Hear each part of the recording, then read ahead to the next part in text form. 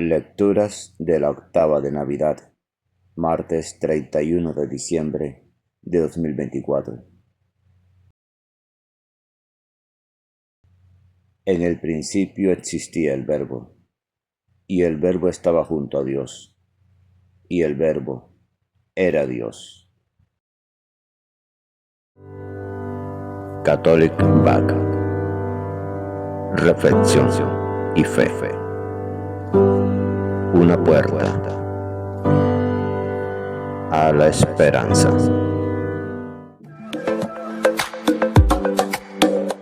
Gracias por suscribirte. Y por favor, comenta el Evangelio. De la primera carta del apóstol San Juan, capítulo 2, versículos 18 al 21. Hijos míos, es la última hora. Han oído que iba a venir un anticristo. Pues bien, muchos anticristos han aparecido, por lo cual nos damos cuenta de que es la última hora. Salieron de entre nosotros, pero no eran de los nuestros. Si hubieran sido de los nuestros, habrían permanecido con nosotros. Pero sucedió así para poner de manifiesto que no todos son de los nuestros. En cuanto a ustedes, están ungidos por el Santo, y todos ustedes lo conocen. Les he escrito, no porque desconozcan la verdad, sino porque la conocen, y porque ninguna mentira viene de la verdad. Palabra de Dios. Te alabamos, Señor.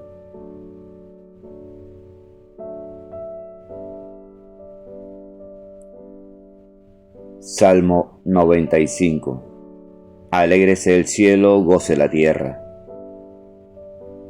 Canten al Señor un cántico nuevo, canten al Señor toda la tierra. Canten al Señor, bendigan su nombre, proclamen día tras día su victoria. Alégrese el cielo, goce la tierra, retumbe el mar y cuanto lo llena. Vitoreen los campos y cuanto hay en ellos. Aclamen los árboles del bosque. Delante del Señor que ya llega a regir la tierra. Regirá el orbe con justicia y los pueblos con fidelidad. Alégrese el cielo, goce la tierra.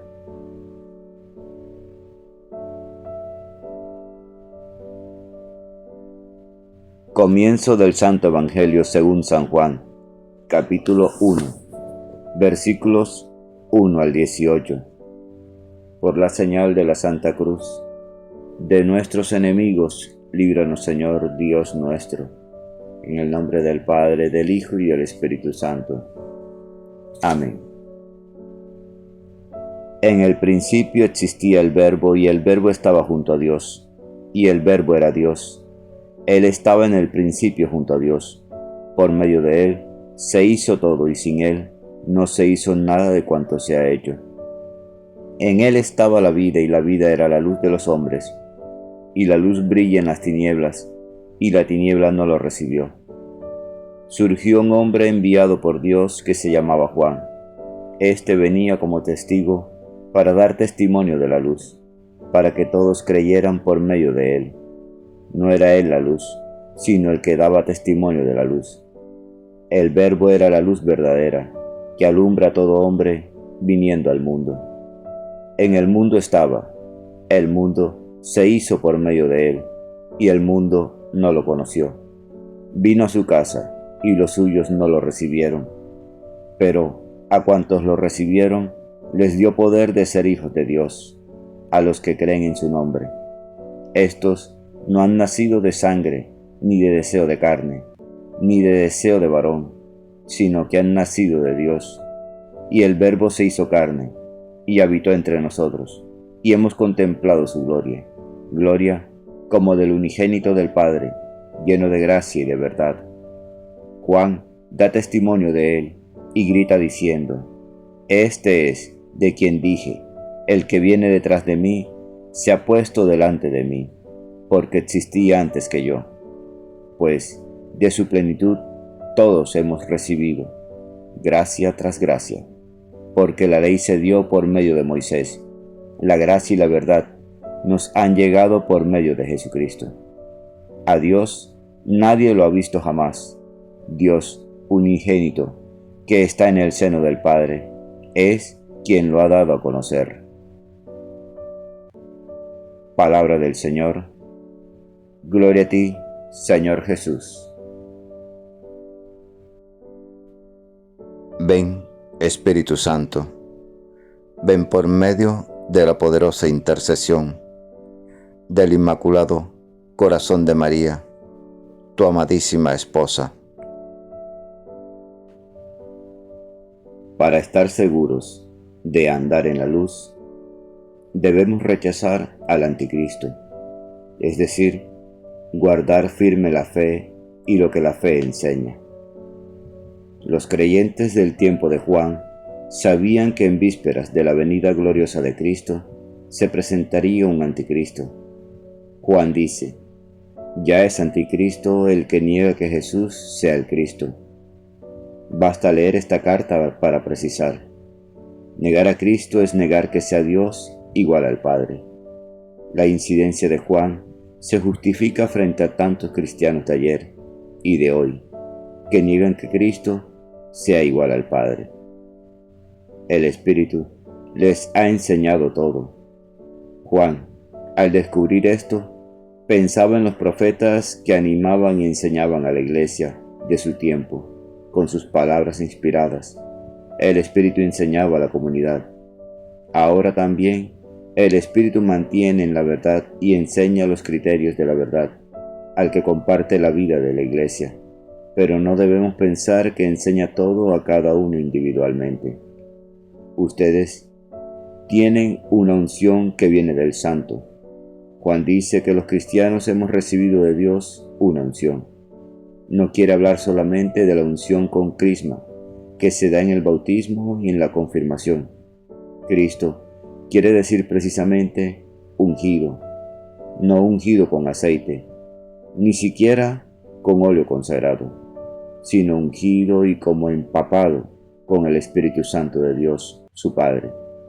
Juan dice: ustedes, los cristianos, han recibido la misma unción, el mismo Espíritu, que les da a entender todo lo referente a la fe, toda la verdad.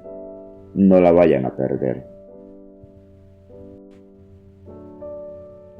Juan, según se cree, era el más joven de los discípulos y posiblemente pertenecía a una familia de sacerdotes. Su evangelio no se parece a los primeros tres.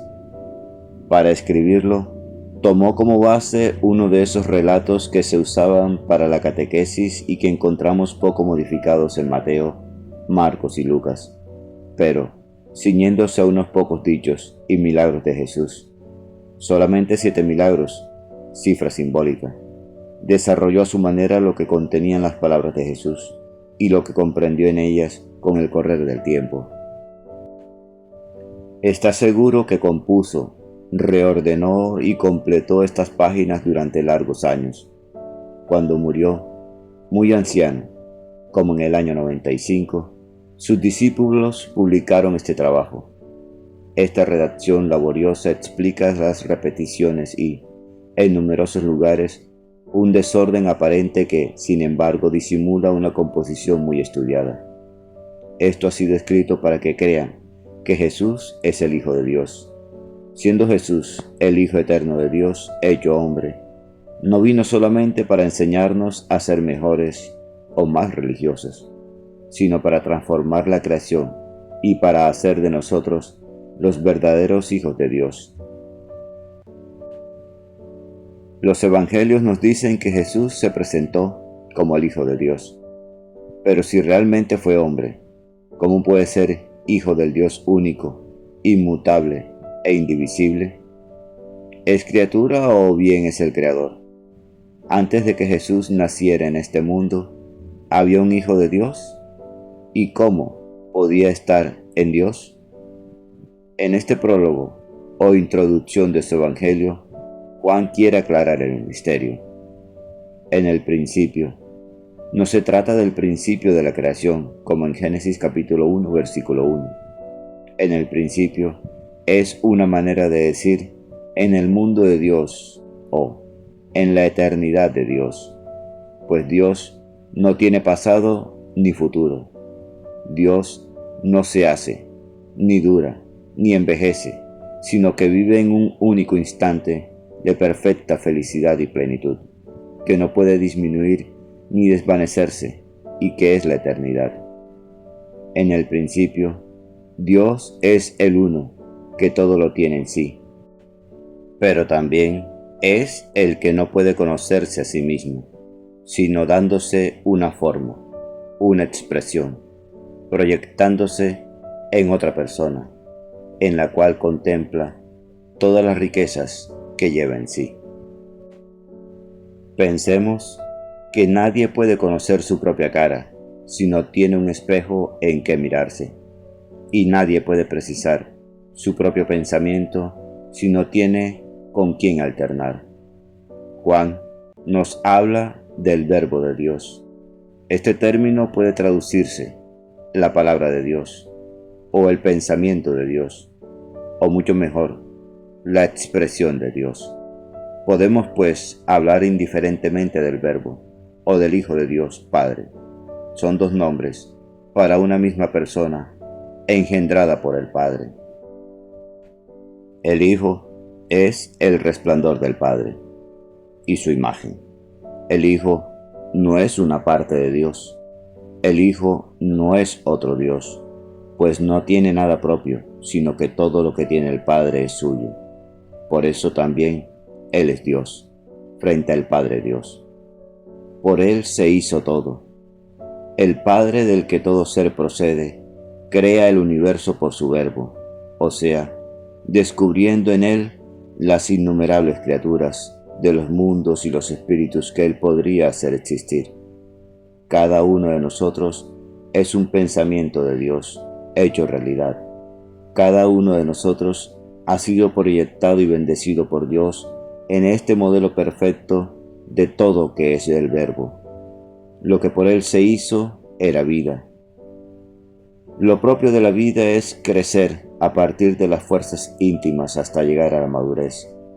Este crecer nos parece cosa natural en un hijo, en cualquier hijo, y, en realidad, es cosa propia del Hijo, no del Padre. En el Hijo hay dos aspectos. Por una parte es Dios como el Padre, y no sufre dolor ni disminución, pero por otra parte el Verbo está en una actitud de ofrecimiento.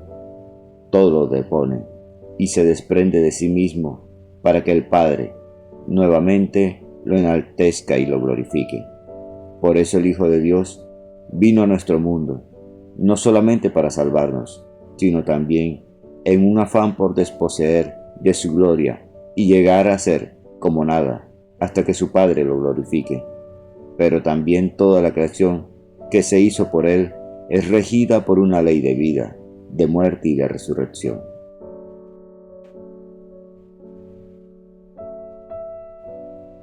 Señor, envía tu Santo Espíritu para que nos muestre el camino que conduzca a Jesús, que nos dé la sabiduría para que no nos dejemos confundir por aquellos que usan la mentira disfrazada de verdad. Señor, muéstranos el camino, a un camino a la fraternidad, como hijos de Dios. Señor, muéstranos tu verdad. Amén. La lectura diaria del Evangelio es un encuentro con Jesús. La Sagrada Biblia no es un libro que hable de Dios, es un libro donde Dios nos habla a cada uno de nosotros. Atrevámonos a entrar en esa conversación. Dios les bendiga grandemente y el Espíritu Santo les ilumine en todo momento y en todo lugar. Amén, amén y amén.